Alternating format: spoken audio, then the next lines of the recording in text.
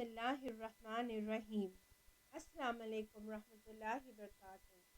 आओ ग्रामर सीखें।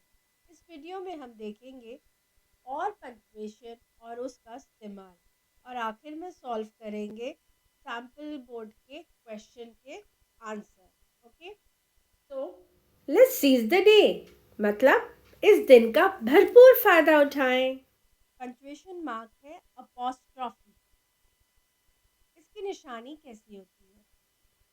सिंगल, ऊपर की तरफ एक comma, apostrophe. Okay, a mark that shows position. Position यानी कि बिलोंगिंग्स, यानी कि खुद का। सेंटेंस है दिस इज यूनास बेड। स्क्रीन पे आपको सर्कल में नजर आएगी ये निशानी, इसको कहते हैं अपॉस्ट्रॉफी। ओके, यूना एक लड़की का नाम है और बेड का मतलब होता है पलंग।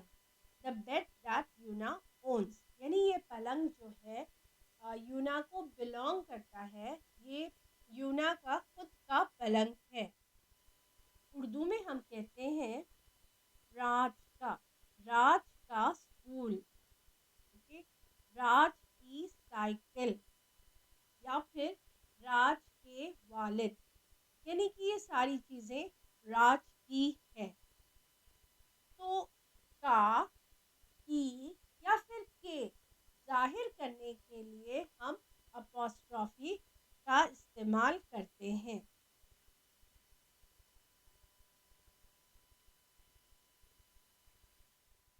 ये निशानी अकेले नहीं आती, बल्कि कॉमा के साथ आता है एस। कॉमा और फिर एस। दूसरा सेंटेंस हम देखते हैं। Yesterday was my sister's birthday. Sisters यानी कि बहन का बर्थडे।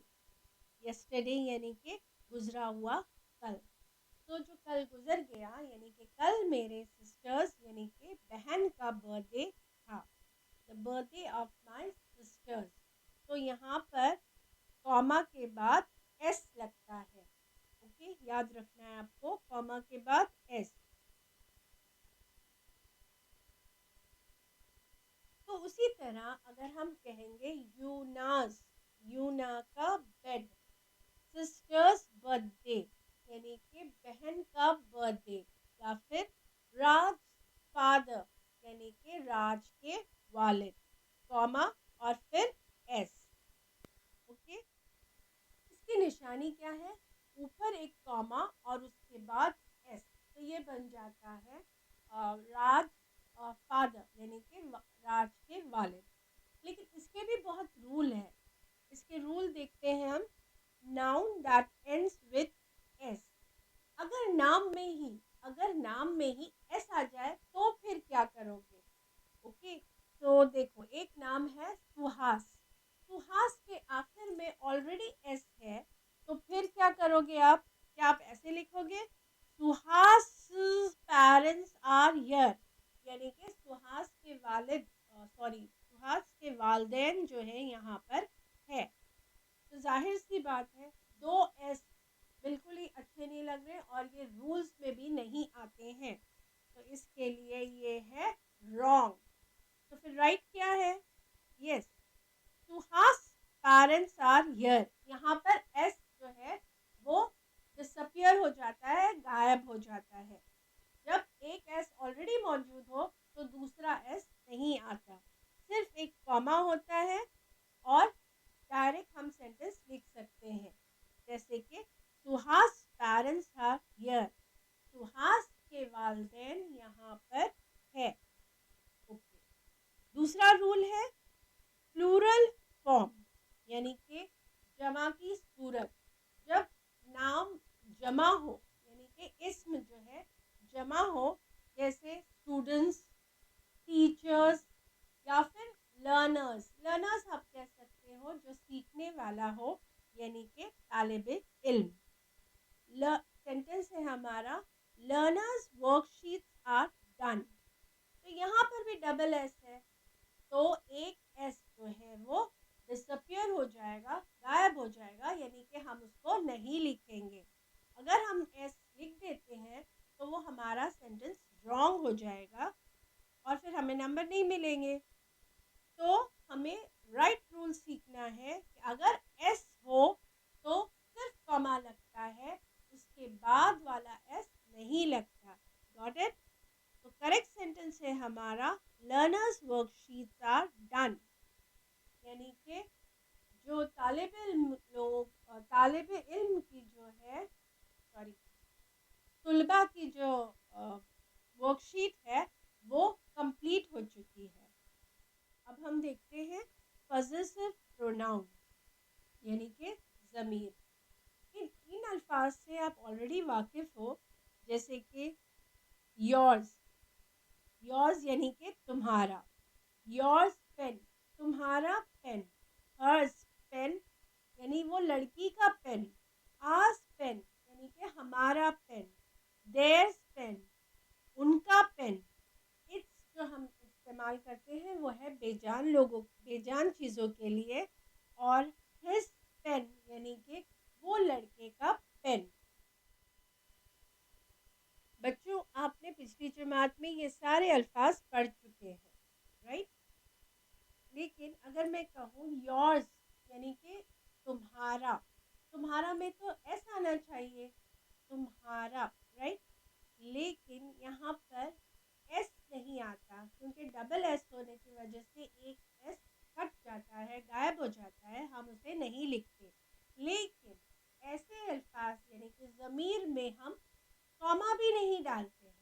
देखो आपको ये सेंटेंस नज़र आएगा, द पेन इज़ योर्स। यहाँ पर जो है योर्स हमारा करेक्ट सेंटेंस है, ना कि कॉमा और एस जो कि वो गलत है। Okay, is this room ours? क्या ये हमारा कमरा है? ओके, तो और आर्स के साथ ना ही कॉमा आया है और ना ही डबल एस, तो सिर्फ हमें आर्स लिखना है। कोई कोई आर्स को अवर भी कहते हैं। Okay, our house is bigger than there, यानी कि हमारा घर जो है उनके घर से बड़ा है। तो यहाँ पर उनके लिखने के लिए ना ही कॉमा का इस्तेमाल हुआ है और ना ही एस का इस्तेमाल हुआ है, डायरेक्ट देयर। तो ये अल्फाज आप पहले पढ़ चुके हैं, लेकिन उसको किस वजह से ये अल्फाज आए हैं अभी आपको पता चल गया। ओके, अपॉस्ट्रॉफी, इस पंचुएशन का, इस निशानी का हम दूसरा इस्तेमाल देखते हैं, a mark that shows contraction, यानी कॉन्ट्रैक्शन यानी कि छोटा सा रूप, छोटा सा form, in place of omitted letter, यानी कि जहाँ पर कोई हर्फ हर्फ या एक हर्फ या दो हरूफ नहीं लिखे जाते हैं, जब लेटर्स नहीं लिखे जाते हैं उसकी जगह पर हम या उससे ज़्यादा दो हर्फ नहीं लिखे जाते हैं, तो उस वक्त हम अपॉस्ट्रॉफी निशानी का इस्तेमाल करते हैं। सेंटेंस है I am a teacher. Am के ऊपर आपको ये कॉमा सा नज़र आएगा, इसे कहते हैं अपॉस्ट्रॉफी। इसका मतलब है आगे आपको नज़र आएगा आई एम। आई एम जो है वो पूरा फॉर्म है, कंप्लीट फॉर्म है, लेकिन उसको शॉर्ट फॉर्म करते हैं, कॉन्ट्रैक्शन फॉर्म करते हैं एम की तरह। तो एक ही जगह हम कॉमा ऊपर जो है कॉमा लगाते हैं। दूसरी example, she is pretty. She के बाद आपको कॉमा नज़र आ रहा है एंड प्रिटी, दैट मीन वहाँ पर लिखा है शी इज़। ये जो है उसका पूरा फॉर्म है और उसका कॉन्ट्रैक्शन फॉर्म है शी इज़ प्रिटी। आई की जगह हम वहाँ पर कॉमा लगता है। ओके, तो चलिए हम और कॉन्ट्रैक्शन फॉर्म देखते हैं कौन कौन से होते हैं इंग्लिश में। पहला है आई विल, इसको हम छोटे फॉर्म में लिखते हैं आइल, वहाँ पर आई के बाद एक कॉमा लगाकर आइल लिखते हैं। दूसरा है विल नॉट, विल नॉट का बन जाता है वोंट, WON लिखने के बाद कॉमा लगाकर टी लिख देते हैं। ओके, सो ये है अपॉस्ट्रॉफी और उसका इस्तेमाल। नेक्स्ट है हमारा डिड नॉट। डिड नॉट बन जाता है डिडंट। फिर है डज नॉट। डज नॉट बन जाएगा डजंट। ओके, स्पेलिंग का ध्यान दीजिए आप लोग। आर नॉट, आर नॉट का बन जाएगा आरन। देख लिए। तो चलिए देखते हैं अभी एब्रीवेशन यानी कि शॉर्ट फॉर्म। किसी चीज़ को पूरी तरह से लिखने की बजाय उसका शॉर्ट फॉर्म लिखकर उसमें डॉट लगा देते हैं। एब्रीवेशन की निशानी होती है फुल स्टॉप की। जो फुल स्टॉप की निशानी होती है वही एब्रीवेशन की निशानी होती है। ओके, तो शुरू करते हैं। पहला है बैचलर ऑफ साइंस, यानी कि बैचलर डिग्री, जो साइंस में जो डिग्री मिलती है उसको कहते हैं bachelor of science, BSc। B के बाद डॉट लगाकर SC लिख देते हैं, वो बन जाता है बैचलर ऑफ साइंस। उसी तरह बैचलर ऑफ आर्ट्स, आर्ट्स के लिए बी के डॉट लगाकर A लिख देते हैं, तो वो बन जाता है बैचलर ऑफ आर्ट्स। फिर आता है BCom, बी के आगे डॉट लगाकर COM कॉम लिख देते हैं, तो वो बच जाता है बैचलर ऑफ कॉमर्स। ठीक है, फिर दूसरा हम देखेंगे example A.M, AM, anti meridiem. वक्त बताने के लिए हम AM और PM का इस्तेमाल करते हैं। A.M और P.M, यानी कि सुबह और रात का वक्त को अलग अलग करने के लिए AM या फिर PM का इस्तेमाल करते हैं। नेक्स्ट एग्जाम्पल है एक्सेट्रा। जी हाँ, ETC डॉट को हम पढ़ते हैं एक्सेट्रा, यानी कि उर्दू में होता है वगैरह वगैरह। फिर है प्रोफेसर। कॉलेज में जो टीचर्स पढ़ाते हैं उनको प्रोफेसर्स कहते हैं। तो प्रोफेसर लिखने के बजाय PROF लिखते हैं और उसके आगे फुल स्टॉप या डॉट लगा देते हैं, तो वो बन जाता है प्रोफेसर। बिल्कुल उसी तरह B कैपिटल R स्मॉल लिखकर डॉट लगा देते हैं, तो वो बन जाता है doctor. Now it's revision time. पिछले वीडियो और इस वीडियो में हमने जितने भी पंक्चुएशन मार्क्स और उसका इस्तेमाल सीखे हैं उसका रिविजन कर लेते हैं।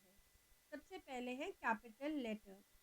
कैपिटल लेटर्स कब यूज़ होते हैं? जुमले के पहले वर्ड के पहला हुर्फ कैपिटल होगा हमेशा। ओके, इन्वर्टेड कॉमा में जो सेंटेंस लिखे जाते हैं उस वर्ड का पहला लेटर जो है वो कैपिटल होगा। ओके, चाहे वो फिर जुमले के बीच में क्यों ना आए। उसके बाद ज़मीर ख़ास यानी कि प्रॉपर नाउन, इंग्लिश में जितने भी प्रॉपर नाउन होते हैं वो सब कैपिटल से ही शुरू होते हैं। सेकंड हमने देखे हैं फुल स्टॉप। ये कोई भी नॉर्मल जुमला या जो सीधा साधा जुमला होता है उसके आखिर में जब बात ख़त्म हो जाए तो फुल स्टॉप लगाते हैं। क्वेश्चन मार्क, क्वेश्चन मार्क का इस्तेमाल होता है अगर जुमले में सवाल पूछा गया है तो उसके आखिर में क्वेश्चन मार्क लगाते हैं। एक्सक्लेमेशन मार्क, खुशी, गम, एक्साइटमेंट, शॉक, ये सब जाहिर करने के लिए हम एक्सक्लेमेशन मार्क का इस्तेमाल करते हैं। नेक्स्ट हमने देखे हैं कोटेशन मार्क या फिर इन्वर्टेड कॉमा। किसी की कही हुई बात को हूबहू वैसे ही लिखने के लिए जब हम लिखते हैं वैसे ही लिखते हैं तो वो पूरी बात को इन्वर्टेड कॉमा यानी कि वावैन के दरमियान लिखा जाता है।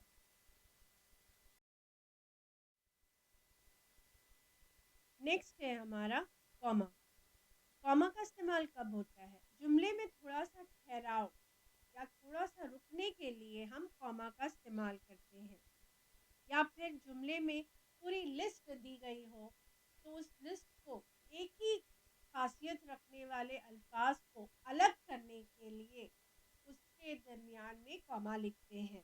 ओके, फिर इंट्रोडक्टरी वर्ड यानी कुछ खास वर्ड, जैसे कोई सेंटेंस, कोई जवाब यस या फिर नो इसमें हो तो भी हम उसको कॉमा देकर अलग करते हैं।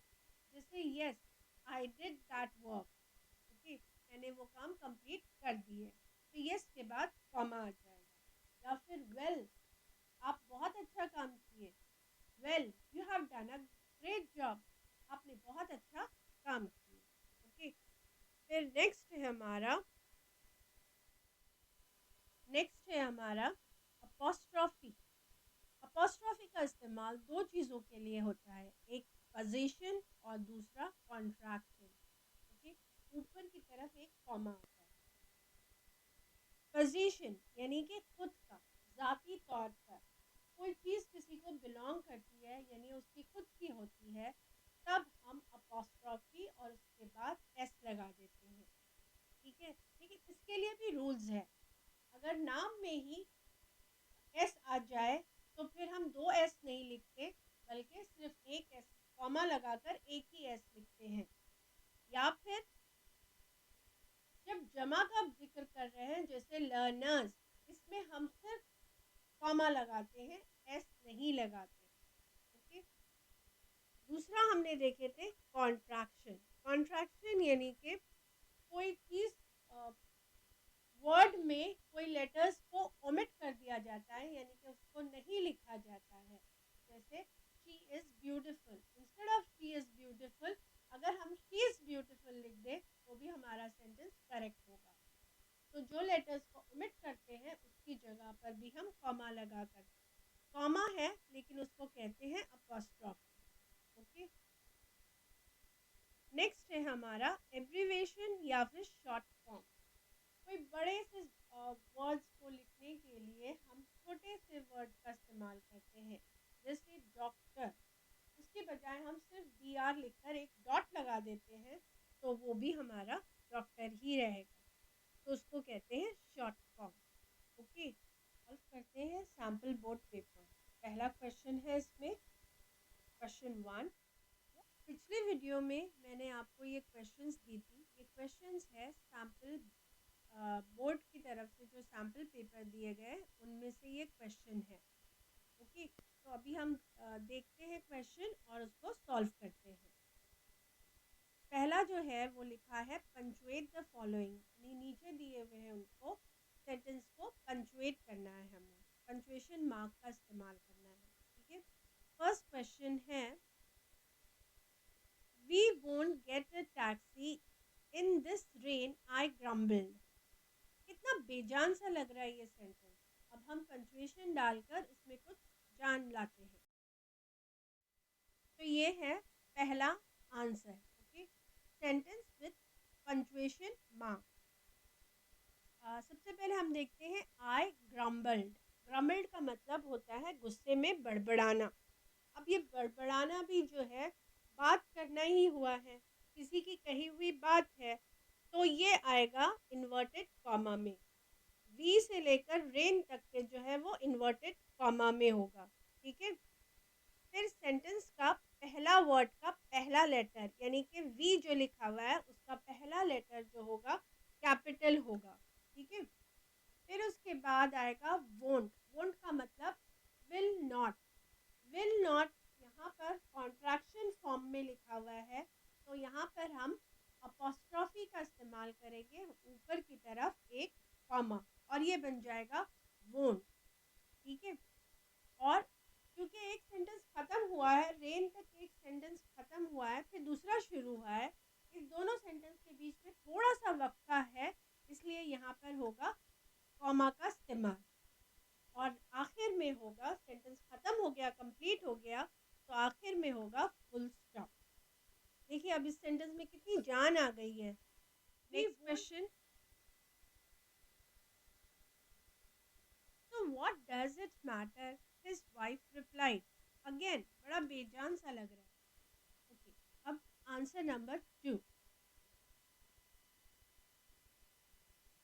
यहाँ पर देखते हैं his wife replied, उसकी बीवी ने जवाब दिया। ठीक है, और उसकी बीवी ने जवाब दिया मतलब किसी की कही हुई बात है, तो से लेकर मैटर तक के ये इन्वर्टेड कॉमा में लिखा जाएगा।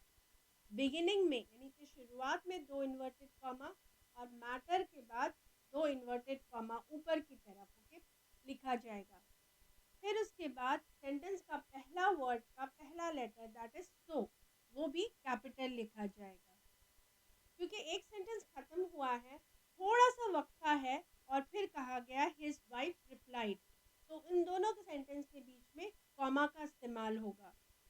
और आखिर में हिज वाइफ रिप्लाइड, इसके आखिर में होगा फुल स्टॉप का इस्तेमाल। We will use full stop there. Okay, तो हमारा सेंटेंस क्या बना? तो what does it matter, his wife replied. अभी नेक्स्ट सेट में से हम देखते हैं question, after all he doesn't pay me.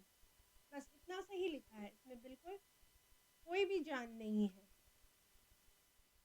Answer number 3, sentence के पहला वर्ड का पहला लेटर कैपिटल होगा। फिर आफ्टर ऑल, आफ्टर ऑल ये इंट्रोडक्टरी वर्ड है, यानी कि खास वर्ड, तो इसके बाद भी कॉमा का इस्तेमाल होगा ताकि एक छोटा सा वक्फा मिले। After all he doesn't pay me, doesn't जो है डज नॉट का कॉन्ट्रैक्शन फॉर्म है, यहाँ पर अपोस्ट्रॉफी का इस्तेमाल होगा, यानी ऊपर की तरफ एक कॉमा, और सेंटेंस के आखिर में होगा फुल स्टॉप। तो हमारा सेंटेंस या हमारा आंसर कैसे होगा? After all he doesn't pay me. Okay, ये है next set, punctuate the following. पहला क्वेश्चन है, what's your opinion on the future of Indian boxing? Okay, answer number 4, what's your opinion. तो सेंटेंस का पहला वर्ड का पहला लेटर जो है वो कैपिटल होगा, और फिर उसके बाद है व्हाट्स।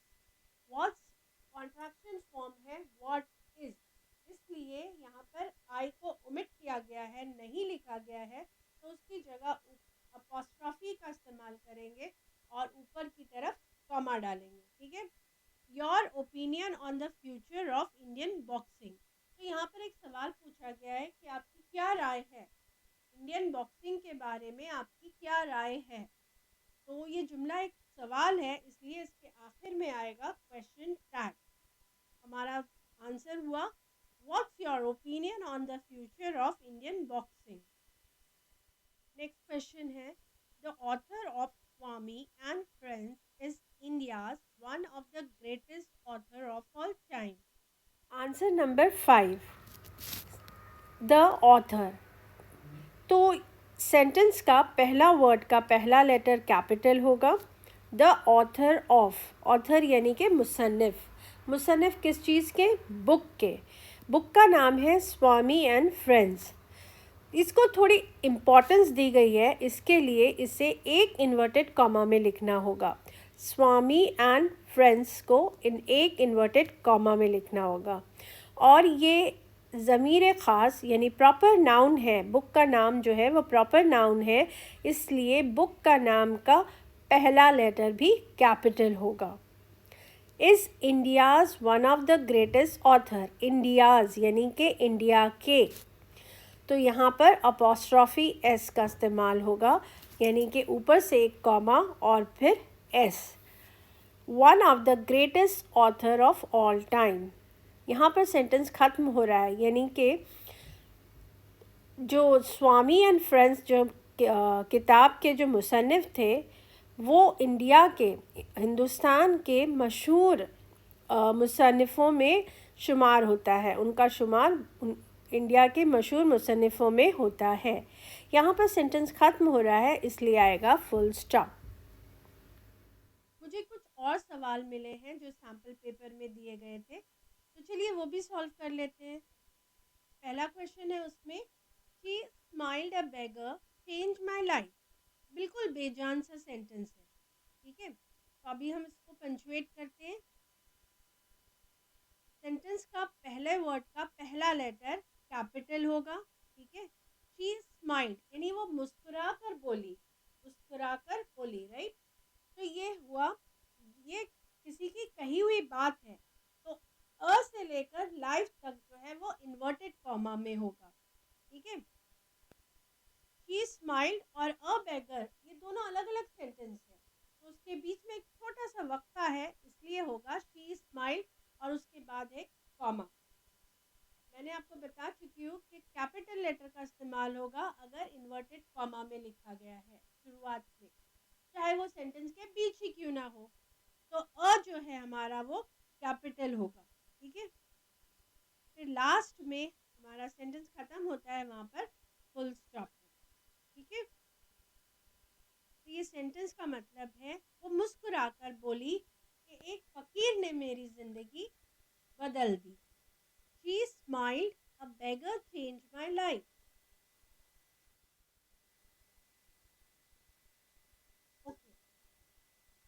Next question है, what's your opinion on the future of Indian boxing? Asked the interviewer. Yes, ये क्वेश्चन रिपीट हुआ है लेकिन ये क्वेश्चन थोड़ा अलग है। ओके, आगे थोड़ा सा बढ़ा दिया गया है, तो इसका आंसर देखते हैं हम।